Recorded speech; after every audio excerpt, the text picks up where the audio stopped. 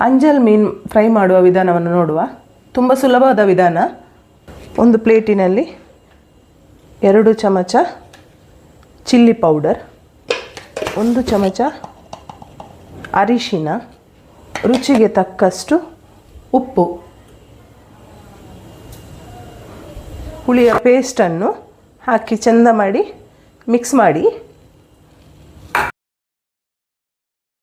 ಈ ರೀತಿ ಆಗ್ತದೆ. ಈ ರೀತಿಯಾದ ನಂತರ ಅಂಜಲ್ ಮೀನಿಗೆ ಚೆಂದ ಮಾಡಿ ಹಚ್ಚಿ ಹೀಗೆ ಮಿಕ್ಸ್ ಮಾಡಿ 10 ರಿಂದ 15 ನಿಮಿಷಗಳ ತನಕ ಇಡಿ. ಕಾವಲಿಯನ್ನು ಬಿಸಿ ಮಾಡಲಿಕ್ಕೆ ಇಟ್ಟಿದ್ದೇನೆ. ಈಗ ಎಣ್ಣೆ ಹಾಕಿ ಫಿಶನ್ನು ಹಾಕುವ ಫ್ರೈ ಮಾಡಲಿಕ್ಕೆ.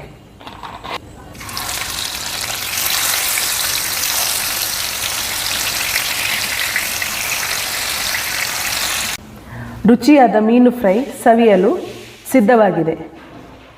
ಈ ರೆಸಿಪಿ ಇಷ್ಟ ಆದಲ್ಲಿ ನನ್ನ ಚಾನಲನ್ನು ಸಬ್ಸ್ಕ್ರೈಬ್ ಮಾಡಿ, ಶೇರ್ ಮಾಡಿ, ಕಮೆಂಟ್ ಮೂಲಕ ನನಗೆ ತಿಳಿಸಿ.